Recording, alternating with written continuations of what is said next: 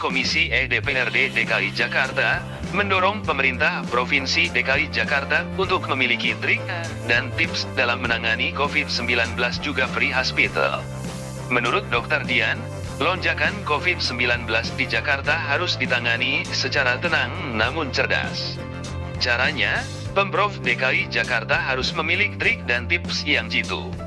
Kemudian harus mampu melakukan free hospital assessment atau menangani pasien sebelum dirujuk ke rumah sakit.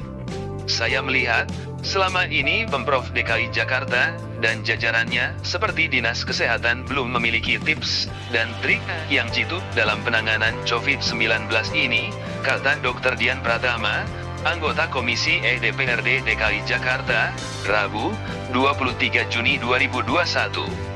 Trik dan tips yang saya maksud begini, warga dikoordinir RT RW, dan Satgas COVID di tiap wilayah diberi pemahaman, agar tidak perlu ke rumah sakit kalau masih gejala ringan.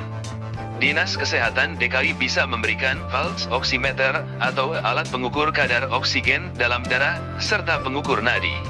Kemudian, tabung oksigen beserta nasal kanul dan obat atau vitamin per RT dan RW. Juga diberikan terapi mental agar tidak stres. Karena dampak COVID ini bisa bikin mental down.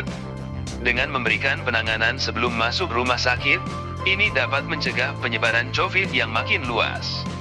Di mana pasien yang sudah terlanjur datang ke puskesmas dan rumah sakit karena gejalanya ringan, akhirnya ditolak.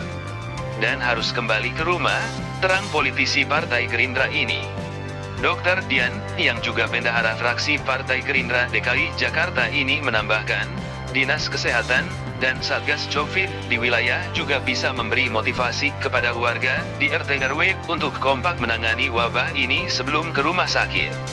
Bisa dengan cara bergotong royong membeli alat yang dibutuhkan. Kondisi saat ini sudah memprihatinkan. Rumah sakit penuh, warga yang antri masuk rumah sakit sudah stres.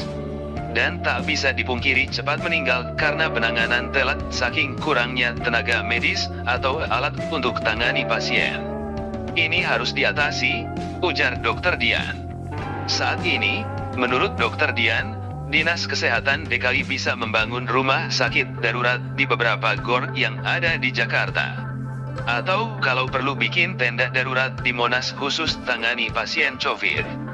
Dan juga secepatnya menambah tenaga kesehatan melalui perekrutan, dan digaji sesuai standar yang berlaku atau minimum sama dengan UMP DKI ditambah tunjangan lain. Hal ini sangat penting karena saat ini daftar tunggu atau waiting list masuk rumah sakit saja sudah membludak. Jangan sampai pasien terpapar stres karena belum bisa masuk rumah sakit. Banyak warga merasa dioper-oper dari satu puskesmas ke puskesmas atau rumah sakit lain karena penuh dan tidak melayani gejala ringan, paparnya. Artinya, saran Dr. Dian, petugas Dinas Kesehatan DKI Jakarta harus mampu menjadi top leader di tengah masyarakat yang terpapar. Sehingga kehadiran mereka mampu menaikkan imun warga.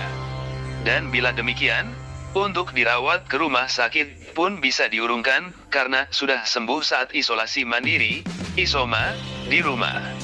Saya optimis, bila trik, tips, dan free hospital ini bisa diterapkan aparat Dinas Kesehatan DKI Jakarta, penanganan COVID-19 Jakarta bisa teratasi dengan baik.